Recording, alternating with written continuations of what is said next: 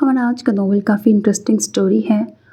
Heroine के father बहुत असर और रसूख वाले होते हैं, बहुत बड़ी हवेली में रहती है, इकलौती औलाद होती है अपने माँ बाप की। लेकिन इसकी फादर के साथ हीरोइन की इतनी अच्छी बॉन्डिंग नहीं होती, वो अपनी बेटी को इतना अच्छा नहीं समझते। हीरोइन होती है कोई 16-17 साल की और अपने कज़न्स के साथ घूमने जाती है। इसके फादर बहुत सख्त गिर होते हैं।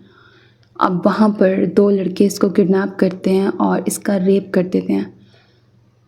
और फिर जब उनको पता लगता है कि ये इतने बड़े आदमी की बेटी है तो वो डर के मारे उसको वहीं छोड़ जाते हैं।